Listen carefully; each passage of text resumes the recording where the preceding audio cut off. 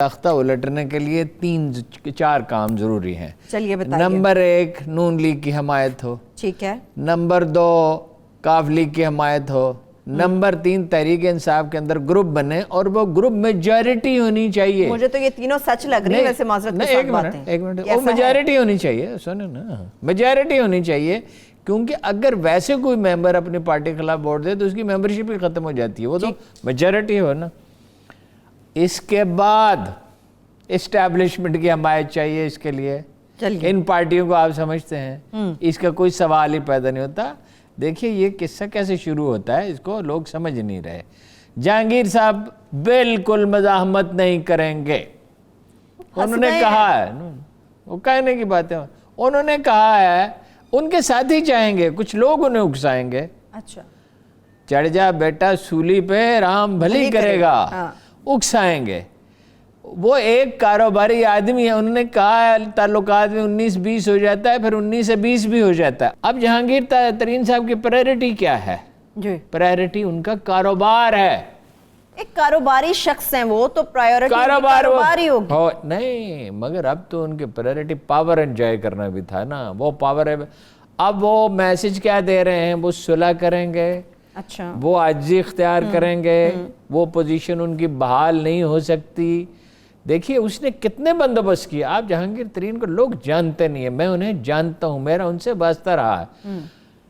عمران خان کے باورچی کو وہ پیسے دیتے تھے, چوکیدار کو وہ پیسے دیتے تھے.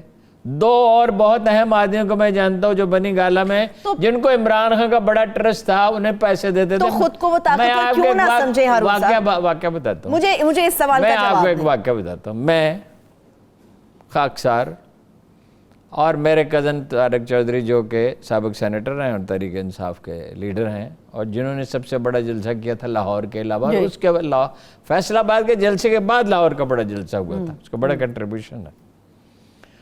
اور طارق پیرزادہ صاحب ایک سابق کمشنر عمران خان کے دوست ہیں, ان سے کبھی کبھی ملتے رہتے ہیں.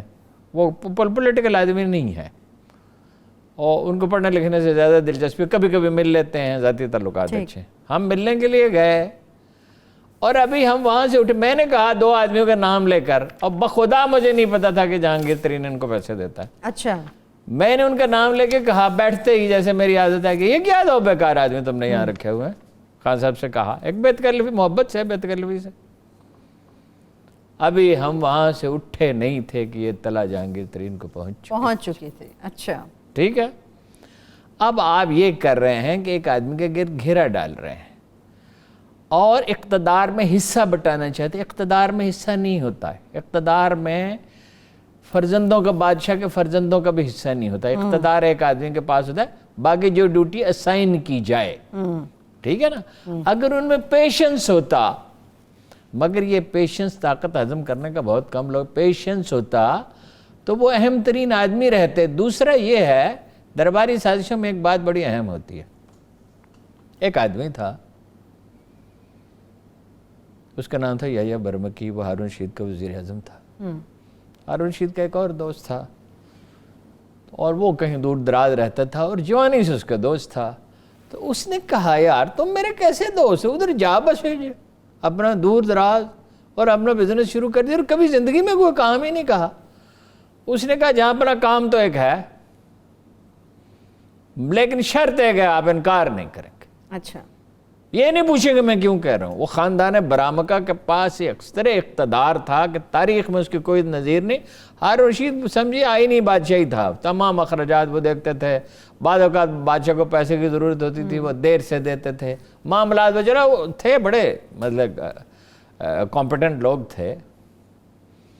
اس نے کہا, مجھے خاندان برامکا سے اس کا تعلق تھا, مجھے ایک شاہی فرمان لکھ دیں, میرا خاندان برامکا سے کوئی تعلق نہیں. ہارون رشید نے کہا, یار وعدہ کر چکا ہوں, اب میں پوچھ تو سکتا نہیں تم سے, وعدہ کر لیا, جو کہو گے کروں گا. اس کو لکھ دیا فرمان, اس کا خاندان برامکا سے کوئی تعلق نہیں. کوئی دن گزرے, 2-4 سال, 5 سال, 6 سال, ہارون رشید نے سوچے سلطنت تو ان کے ہاتھ میں ہے, جس طرح کہ جہانگیر ترین اپنے ہاتھ میں لینا چاہتا تھا.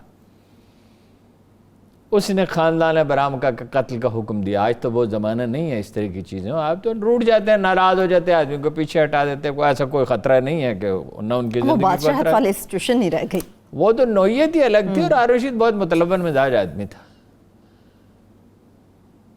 تو جب وہ انہوں کا سب خاندان برامکا کے سب لوگ قتل کر دیے، چھوٹا سا تو خاندان تھا. جب اس کے پاس پہنچے ابن جمیل، کیا اس کا نام تھا، وہ ایک فرمان لیے کھڑا تھا، وہ میں برام کی نہیں ہوئی، بادشاہ کا لکھا ہوا. بادشاہ نے کہا اس کو بلا کے لاؤ، اس کو بلا کے لاؤ. وہ تجھے کیسے پتا تھا 6 سال پہلے 5 سال پہلے کہ یہ واقعہ ہوگا؟ اس نے کہا جہاں بنا میں گیا محل میں نے دیکھا کہ یحییٰ برمکی وزیر اعظم نے کندھوں پہ چڑھ کے سیب توڑ رہا ہے. میں نے سوچا یہ نہیں بچنے کے، یہ نہیں بچیں گے. یہ غلطی ہوئی. جہانگیر ترین کا سیاسی کیریئر میرے خیال میں ختم ہو گیا. اچھا، وہ اپنا کاروبار کریں گے، ان کے لوگ انہیں اکسائیں گے. ٹھیک ہے. اب کچھ تقاضے ہوتے ہیں شرف آدمیت کے. انہوں نے حکومت بنانے میں ان کی مدد کی، بے دریغ روپیہ خرچ کیا. کوئی شک نہیں. صوبائی اور مرکزی حکومت بن نہیں سکتی تھی. اسٹیبلشمنٹ کے ساتھ وہ ان کا اہم ترین رابطہ تھے. شرف انسانیت کا تقاضا یہ ہے کہ دوستی کا تعلق ان سے برقرار رکھیں، حکومت میں وہ رہیں یا نہ رہیں. یہ جو انہوں نے ٹویٹ کیا نا شہزاد گل نے کہ وہ اس کو زرعی وہ اس سے ہٹا دیا گیا ہے، کوئی انسلٹنگ بات عمران خان کی طرف سے نہیں ہونی چاہیے. اس شہباز گل نے اس کا دیکھ، جس آدمی نے برسوں آپ کے مدد کی اور خدمت کی، یہ انسانی فطرت ہے کہ وہ چاہتا تھا کہ ان خدمات کا صلہ پائے. چلیے اس سے غلطیاں ہوئیں، اس کی تکریم پہ حرف نہیں آنا چاہیے. یہ انداز فکر ٹھیک نہیں ہوگا کہ اس کو رسوا کیا جائے، اس کی بے توقیری کی جائے. رہ گئی چینی کی سبسڈی، تو وہ کس کو نہیں ملی اور کب نہیں ملی؟ ہارون صاحب وہ کہتے ہیں اس دور میں تو نہ ہونے کے برابر ملی، اور پچھلی حکومتوں میں زیادہ ملی. جب یہ ساری چیزیں طے ہوئی تو اسد عمر صاحب کے حوالے تھیں یہ ساری چیزیں، ان کی طرف سے طے ہوئی. اس میں ہمارا کوئی لینا دینا نہیں. چلے آپ نے کاروبار کی بات کی ہے، ایک کاروباری شخص کے حوالے سے بات کرتے. ترین صاحب کہتے ہیں، انہوں نے کچھ سوال بھی اٹھائے ہیں جس طرح سے سابق سیکرٹری خوراک نسیم صادق صاحب نے بھی اٹھائے ہیں. نسیم صادق صاحب کہتے ہیں کہ یہ رپورٹ تو آ گئی، مگر ان فیکٹ پنجاب کے اندر جو آٹا مافیا ہے اس کو بچانے کی کوشش کی جا رہی ہے. وزیر اعظم کو مس گائیڈ کیا گیا ہے جان بوجھ کے.